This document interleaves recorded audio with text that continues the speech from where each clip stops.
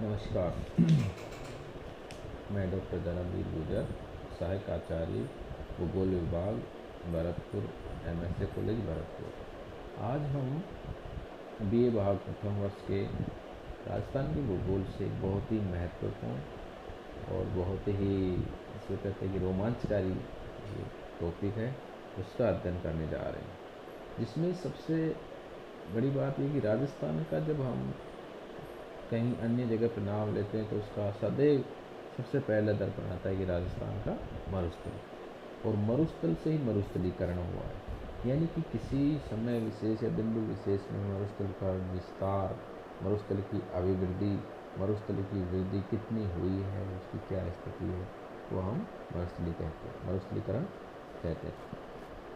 क्योंकि देश की आबादी का एक बहुत बड़ा भाग शुष्क और अर्धशुष्क क्षेत्रों में निवास करता है। भारत में जैसे 53% मरुस्थलीकरण प्रभावित है, लेकिन हम यहाँ चूँकि हम यहाँ अध्ययन जो कर रहे हैं वह है राजस्थान का भूगोल। राजस्थान का 60 से 61% जो भूभाग है और मरुस्थल के अंदर आता है, जिसकी लगभग 40% जनसंख्या यहाँ पे राजस्थान की निवास करती है। ये एक आपने अनोखा मरुस्थल है। क्यों? क्योंकि इसलिए कि यहाँ पे जीव जंतु और एक जैविक दृष्टि से बहुत ही महत्वपूर्ण विश्व का सबसे अधिक घना वर्षा मरुस्थल क्षेत्र है, और इसमें कृषि के साथ साथ पशुपालन की दृष्टि से मरुस्थल बहुत ही जिसको कहते हैं कि रिच है एक तरीके से। यहाँ मरुस्थलीकरण मतलब एक तरीके से रेगिस्तान का फैलाव से, कि आज वैश्विक स्तर पर एक विकट समस्या बन गई है कि मरुस्थल धीरे धीरे फैल रहा है, जैसे हवाओं के माध्यम से, कटाव, जल कटाव के माध्यम से इत्यादि कारण। उससे बड़ी समस्या यहाँ मनुष्य प्रभावित कर रहा है, क्योंकि विभिन्न प्रकार की चीज़ों के कारण यहाँ पर जैसे रेत का एक साम्राज्य सा खड़ा हो गया है, जो कि पर्यावरण के कुप्रभावों को ये बढ़ावा देता है, भूजल की स्थिति को भी ये। भारत में निर्जीव भूमि के साथ गर्म जलवायु, लेकिन राजस्थान में तो अधिक जलवायु।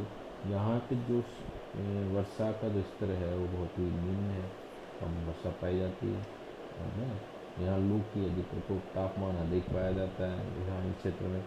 यहाँ पे जो वनस्पति है वो प्राय कांटेदार वनस्पति या लंबी मूल की, जो कि जल को नीचे से धरातल से छूती है। इस प्रकार यहाँ जो कि कठोर जलवायु, अधिक तापमान को सहने वाला, कम वर्षा वाला वनस्पति यहाँ पे प्राय होती है, जिसमें खेजड़ा है, कीकर है, पैर है, सांगरी है, खेजड़ी है इत्यादि यहाँ पे वृक्ष मुख्य है, थोर का वृक्ष है आदि आदि। अब जब हमारी बात आती है कि राज्य में मरुस्थलीकरण के कारण क्या क्या है, क्यों वो फैल रहा है, तो सबसे बड़ी बात सीधी सी ऑफिसली बात है कि राजस्थान जनसंख्या जो वृद्धि है वो एक इसमें बड़ा कारण है। प्राकृतिक जो संसाधन है उनका वो भी दोहन बहुत ही तीव्र गति से कर रहा है, जो अपनी आवश्यकताओं की पूर्ति के लिए केवल उपभोग करने की दृष्टि से पेड़ पौधों को काटा जा रहा है, जनसंख्या वृद्धि को बचाने की तरह से ही। अनियंत्रित पशुचारण तथा पशु संख्या में वृद्धि भी मरुस्थलीकरण, क्योंकि जो पशु हैं वो अपने खुद से मिट्टी को तोड़ते हैं, मिट्टी के धरातल के ऊपर जो उसको है, और वहाँ पे उसको पेड़ पौधों को खा जाते हैं। वनों का विनाश, क्योंकि अति पशुचारण और मनुष्य जनसंख्या वृद्धि दोनों पशुओं सीधा वन जो है उनके विनाश को बढ़ावा देते हैं, और वन जब कट जाएंगे, वन जब नहीं रहेंगे या लगे हुए हैं उनको भी अगर नष्ट कर दिया जाएगा तो इसलिए वहाँ पे मरुस्थल का विस्तार होगा, तो मरुस्थलीकरण में बढ़ावा दिया। फिर जो वर्तमान समय में बहुत बड़ी समस्या हमारे सामने जलवायु परिवर्तन।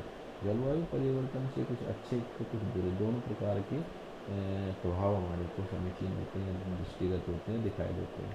ये जब जलवायु परिवर्तन होता है तो इसमें वर्षा का अधिक या कम होना दोनों ही स्थिति में नुकसान रहेगा। अगर अधिक वर्षा होती है तो यहाँ की जो धरातल को काट के नदियों माध्यम से प्रभावित होती है, और कम होती है तो यहाँ पर रेत की टीले आंधी हो। तो भूमिगत जल स्तर में गिरावट भी एक बड़ी अच्छी समस्या है राजस्थान की, जो कि जल का बहुत बड़ा अभाव है। अकाल और सूखे की मार, मरुस्थलीकरण, भू संरक्षण, अभी क्षारियता इत्यादि। लेकिन अब ये तो हमारी समस्या तो हमारे कारण है कि क्या क्या कारण है, लेकिन क्या इसको किस तरीके से रोका जाए। बड़ी बात तो ये है कि इसे रोका किस तरीके से जाए। तो इसको रोकने के लिए सबसे पहला जो हमारा जो कारक थे उन्हीं को कंट्रोल कर लेगा। जैसे पहला कारक है जनसंख्या वृद्धि, तो जनसंख्या वृद्धि पर नियंत्रण किया जाए। दूसरा था पशुचारण, अनियंत्रित रूप से था, तो पशुचारण को नियंत्रित किया जाए, उनके कानून बनाए जाए, उनके सार्वजनिक स्थलों पर ही उनका काम हो, है ना। हर जगह पे पशुचारण जो संरक्षित क्षेत्रों में ना किया जाए। संघन वृक्षारोपण की पट्टी लगा भी जाए। भू भाग का जो वन विभाग 1952 वन नीति जो 1952 है, उसके आधार पर भू भाग 33% वन का रखा जाए, उस पर किया जाए। रेतीली भूमि पर वृक्ष कटाई में पूर्ण प्रतिबंध हो। राजमार्गों स्थानों और वृक्ष उनके आधार पर वृक्षारोपण किया जाए। तो जो वैकल्पिक ऊर्जा के साधन है उनका विकास किया जाए। साथ ही चारागाह क्षेत्रीय योजनाओं इत्यादि में भी विकास। और जो वर्तमान में हम देखते हैं कि वृक्ष बढ़ाने के लिए, जो पर्यावरण का संतुलन बढ़ाने के लिए वृक्षों से संबंधित पर्यावरण पुरस्कारों का बढ़ावा दिया जाना चाहिए। सरकार की नीतियों के साथ साथ में NGO, स्वयंसेवी संस्थाएँ और अर्ध सरकारी संस्थाओं को भी बढ़ावा दिया जाए, उनकी सहभागिता सुनिश्चित की जाए, ताकि समय समय पर इन चीज़ों का विकास हो सके। और पाठ्य पुस्तकों के माध्यम से, अन्वेषण और शोध कार्यों के माध्यम से भी इसको आगे बढ़ाया जाना सुनिश्चित किया जाए। तो ये इसको मरुस्थलीकरण के ऊपर विशेष है।